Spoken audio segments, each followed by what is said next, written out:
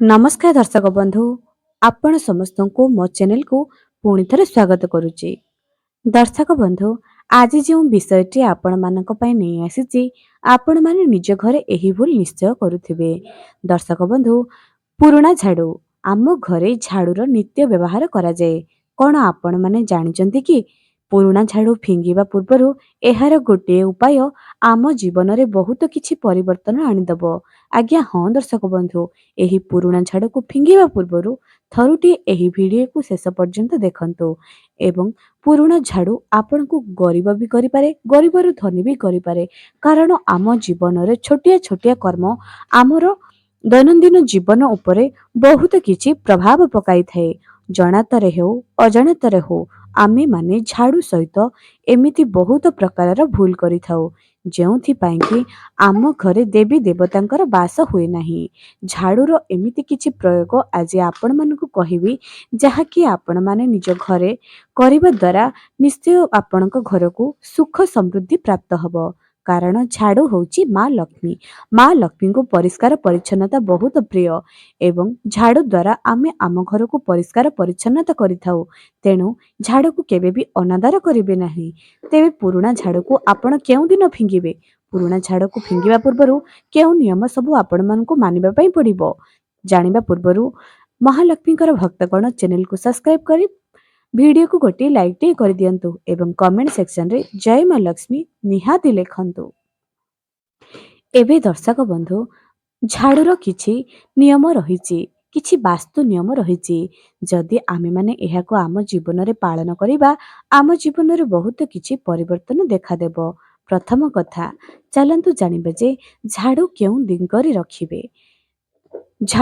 ଝାଡୁକୁ ଆପଣମାନେ କେବେ ବି ଉତ୍ତର ପୂର୍ବ କୋଣରେ ରଖିବେ ନାହିଁ ଏହାକୁ ଦକ୍ଷିଣ ପଶ୍ଚିମ କିମ୍ବା ଦକ୍ଷିଣ ଉତ୍ତର ଦକ୍ଷିଣ କୋଣରେ ରଖିବେ।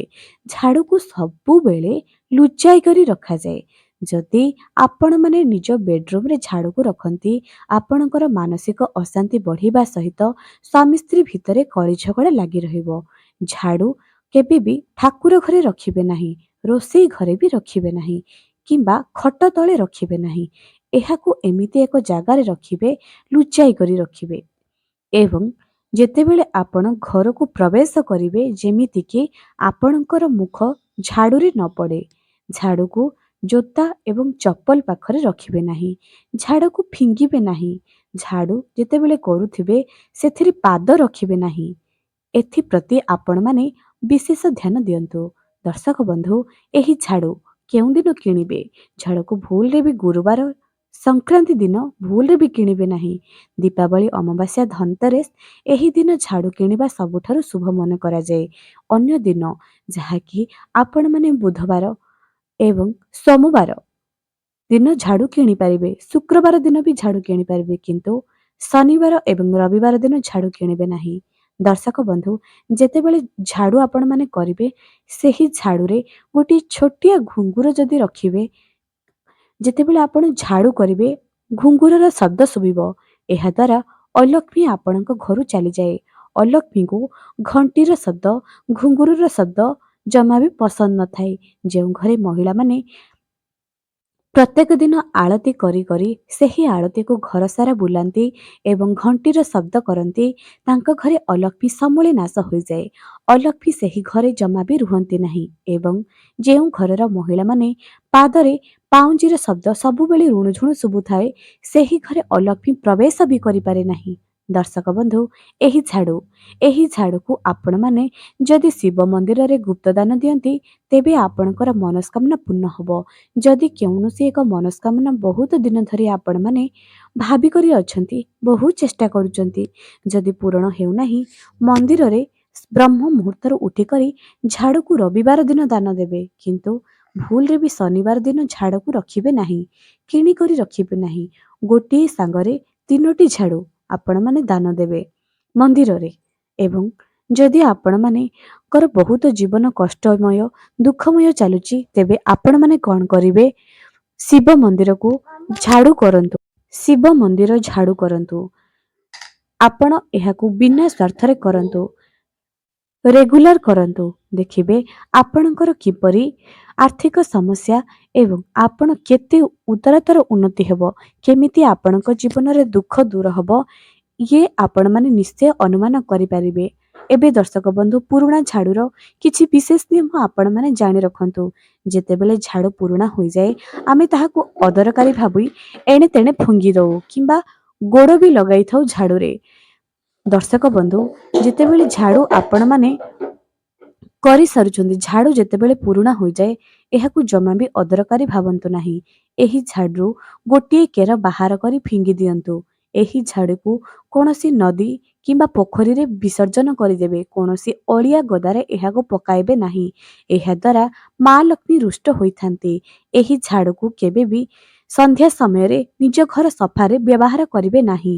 ସନ୍ଧ୍ୟା ପୂର୍ବରୁ, ଯେପରିକି ବର୍ତ୍ତମାନ ଶୀତ ଦିନ ଚାଲିଥିବାରୁ ସନ୍ଧ୍ୟାର ସମୟ ଆରମ୍ଭ ହୋଇଯାଏ 5:30ରୁ ଆରମ୍ଭ ହୋଇଯାଏ। ଆପଣମାନେ ସନ୍ଧ୍ୟା 5ଟା ସୁଦ୍ଧା ଯେପରି ନିଜ ଘରକୁ ଝାଡୁ କରିଦେଉଥିବେ। ଭୁଲରେ ବି ସନ୍ଧ୍ୟା ସମୟରେ ଝାଡୁ କରାଯାଏ ନାହିଁ ଏବଂ ଦିନ 12ଟା ପରେ ଘରକୁ ପୋଛା ଲଗାନ୍ତୁ ନାହିଁ। ଏହା ଦ୍ୱାରା ଅଲକ୍ଷ୍ମୀ ଘରେ ଆସିଥାଏ। ମା ଲକ୍ଷ୍ମୀ ଆପଣଙ୍କ ଉପରେ ରୁଷ୍ଟ ହୁଅନ୍ତି।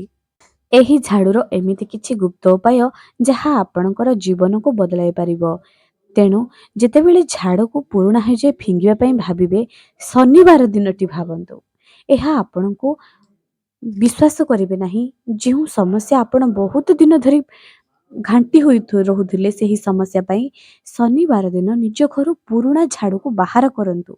ଏହା ବହୁତ ଭଲ ଅଟେ ଏବଂ ଯଦି ଆପଣ ସକାଳୁ ଉଠିବା ପରେ ଏହି କାମ କରନ୍ତି, ଏହା ବି ବହୁତ ଭଲ ଅଟେ। ଝାଡୁକୁ ଯେତେବେଳେ ଝାଡୁ ସରିଯାଏ, ଝାଡୁକୁ ଏଣେ ତେଣେ ଫୋପାଡ଼ନ୍ତୁ ନାହିଁ, ଗୋଟିଏ ଜାଗାରେ ହିଁ ରଖନ୍ତୁ। ଝାଡୁର ସ୍ଥାନ ବାରମ୍ବାର ବଦଳାନ୍ତୁ ନାହିଁ। ଏହିସବୁ ନିୟମକୁ ଆପଣମାନେ ପାଳନ କଲେ ଆପଣଙ୍କ ଜୀବନରେ ବହୁତ ସାରା ସମସ୍ୟାର ନଷ୍ଟ ହୋଇଯିବ। ଆଜ୍ଞା ହଁ ଦର୍ଶକ ବନ୍ଧୁ, ଝାଡୁ ଯଦି ଆପଣମାନେ ଝାଡୁକୁ କେବେ ବି ଉପହାରରେ ଦେବେ ନାହିଁ। ଝାଡୁକୁ କେବେ ବି ଉପହାରରେ ଦିଆଯାଏ ନାହିଁ। ନୂତନ ଗୃହ ପ୍ରବେଶ ବେଳେ ପ୍ରଥମ କରି ଆପଣମାନେ ଝାଡୁକୁ ନେବେ। ଏହା ବହୁତ ମୂଲ୍ୟବାନ ହୋଇଥାଏ। ଏହା ଦ୍ୱାରା ବହୁତ ଶୁଭ କର୍ମ ଆପଣମାନେ ଜୀବନରେ ପାଇପାରିବେ। ତେଣୁ ଆପଣମାନେ ଝାଡୁର ଏହି ନିୟମ ନିଜ ଜୀବନରେ ନିଶ୍ଚୟ କରନ୍ତୁ। ଠିକ୍ ସେହିପରି ପୋଛା, ଯାହା ଆପଣମାନେ ଘର ପୋଛୁଛନ୍ତି, ଏହି ଘର ପୋଛା ବି ଆପଣମାନେ ଯେତେବେଳେ ଘର ପୋଛିବେ, ସେହି ପାଣିରେ କିଛି ଲୁଣ ପକାଇ କରି ପୋଛିବେ ଏବଂ ଯେତେବେଳେ ପୁରା ଘର ପୋଛା କରିବେ, ସେହି ପାଣିକୁ କେବେ ବି ନିଜ ମୁଖ୍ୟ ଦ୍ୱାରରେ ଢାଳିବେ ନାହିଁ। ସେହି ପାଣିରେ କେବେ ବି ମୁଖ୍ୟ ଦ୍ୱାରକୁ ପୋଛା ଲଗାଇବେ ନାହିଁ ଏବଂ ଅଲଗା ପାଣିରେ ହିଁ ମୁଖ୍ୟ ଦ୍ୱାରକୁ ଧୁଆଯାଏ। ଏବେ ଦର୍ଶକ ବନ୍ଧୁ, ଯେଉଁ ଘର ପୋଛିବା ପାଇଁ ପୋଛା ବ୍ୟବହାର କରୁଛନ୍ତି, ଏହି ପୋଛାକୁ ଧୋଇ କରି ରଖିବେ। କେବେ ବି ଅନ୍ୟମାନଙ୍କ ନଜରରେ ଏହା ଯେମିତି ନ ପଡ଼େ, ଏମିତି ସବୁବେଳେ ଚେଷ୍ଟା କରନ୍ତୁ।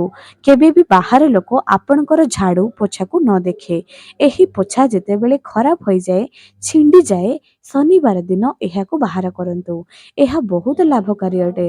ଏବେ ଦର୍ଶକ ବନ୍ଧୁ, ଏହା ସହିତ ଆପଣମାନେ ଅଳନ୍ଧୁ ଯଦି ବାହାର କରିବା ପାଇଁ ଚାହୁଁଛନ୍ତି, ଶନିବାର ଦିନଟି ଭଲ ହୋଇଥାଏ। ଶନିବାର ଦିନ ଆପଣ ନିଜ ଘରୁ ଅଳନ୍ଧୁ ବାହାର କରନ୍ତୁ। ଶନିବାର ଦିନ ନିଜ ଘରକୁ ଯେତେ ସଫା କରିବେ, ବହୁତ ଭଲ ଶୁଭ ଫଳ ପ୍ରାପ୍ତ କରିପାରିବେ। ଏହି ଝାଡୁକୁ ଆପଣମାନେ ଭଲ ଭାବରେ ସଜା କରି ରଖନ୍ତୁ, ଗୋଟିଏ ଜାଗାରେ ହିଁ ରଖନ୍ତୁ। ତେଣୁ ଝାଡୁର ଏହି ସବୁ ଉପାୟକୁ ଆପଣମାନେ ବିଶେଷ ଧ୍ୟାନ ଦେବେ ଏବଂ ମନେ ରଖନ୍ତୁ, ଯେଉଁଥିରେ ଅଳନ୍ଧୁ ବାହାର କରିବେ, ଅଳନ୍ଧୁ ବାହାର କରିସାରିବା ପରେ ଏହାକୁ ଭଲ ଭାବରେ ସଫାସୁତୁରା କରି ରଖିବେ। ଏବେ ଦର୍ଶକ ବନ୍ଧୁ, ଆଜିର ଏହି ଭିଡ଼ିଓଟି ଆପଣମାନଙ୍କୁ କିପରି ଲାଗିଲା କମେଣ୍ଟ ସେକ୍ସନରେ ନିଶ୍ଚୟ ଜଣାନ୍ତୁ। ଆଜି ପାଇଁ ରହିଲି, ପୁଣି ଦେଖା ହେବ ଆଗାମୀ ଏକ ସୁନ୍ଦର ଭିଡ଼ିଓରେ।